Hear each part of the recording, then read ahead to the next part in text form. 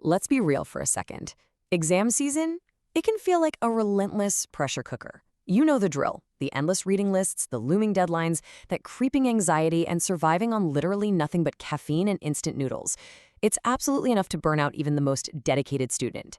If you're feeling that intense stress right now, believe me, you are definitely not alone. But what if I told you that the secret to not just surviving but actually thriving during this insane period isn't about pulling more all-nighters or trying to forcefully cram more facts into your brain? In this explainer, we're going to unpack how changing the way you think, specifically making the shift from a reactive mindset to a proactive one, is the real game changer for mastering your exams. So, are you reacting to your exams, or are you actually thinking through them? It's a pretty powerful question, right? Most of us, especially when the pressure is really on, feel like we need this flawless, photographic memory just to pass. We kind of trick ourselves into thinking we need to know every single answer at the second a question is asked. But I want you to consider something else for a minute. Is it really a lack of knowledge that's holding you back? Or is it your default stressful reaction to challenges? The way you emotionally process an unexpected essay question or a super difficult assignment might actually be the very thing that's tripping you up. Section 1. Reactive versus proactive minds. Okay, let's really dive into this. The source material we're exploring today highlights a massive, fundamental difference between students who completely burn out and those who somehow manage to stay cool as a cucumber under all that pressure. Honestly, it all boils down to this battle between the reactive mind and the proactive mind. Think about default reactive thinking. This is what naturally happens when we're stressed. Like, let's say you miss your morning bus to campus. A reactive mind immediately declares the entire day completely ruined. We argue when someone disagrees with us, we panic over a single bad grade, and we rush to blurt out answers because, frankly, we're terrified. But then there's proactive thinking. In that same everyday example, proactive thinking is realizing, okay, I missed the bus, but hey, I now have 15 extra minutes to review my flashcards while I wait for the next one. Making that shift? That is exactly how smart people use their brains to outsmart 90% of the population. They don't necessarily know more, they just handle the stress completely differently. Section 2. Diffusing classmate conflicts. Let's apply this to a super common, high-stress situation you've probably been in, the study session. Imagine you're in a group, you're all incredibly tired, the exam is literally tomorrow, and a classmate completely disagrees with your interpretation of a key concept. Right away, that reactive urge kicks in. You want to fight, you want to prove you're right, defend your ego, and honestly, maybe make them look a little foolish. But reacting that way, it just spikes everyone's cortisol and totally ruins the vibe of the study session. Instead, try using this exact phrase. Help me understand why you think that. Saying this is the ultimate proactive response. It completely flips the dynamic. It shows your classmate that you're genuinely trying to learn rather than just attacking them to prove your own superiority. It's an incredibly powerful tool if you want to dial down the friction in your everyday student life. By following these 3 simple steps, you completely diffuse the conflict. First, you have to stop fighting to win. Second, ask real, genuine questions. And third, actually listen as they open up. When you do this, people lower their defenses. They stop feeling attacked. And when you actually listen, well, that's when real conversations happen. That is exactly when minds change. And ironically, it's how you actually end up learning the material better together, totally skipping all that unnecessary drama. Section 3. Zooming out on grades. Let's shift gears to another major source of student stress: the absolute terror of a bad grade. Reactive students get totally stuck on small, isolated problems. They get one bad mark, and their brain instantly spirals into this catastrophic narrative, convincing them that one single failure means they're destined to fail the entire course. For instance, you get a failed mock test back. A reactive mind completely panics. In that state of panic, you freeze. You can't study, you can't focus, and you definitely aren't making a plan to improve. You literally just stare at the red ink and let all that stress wash over you.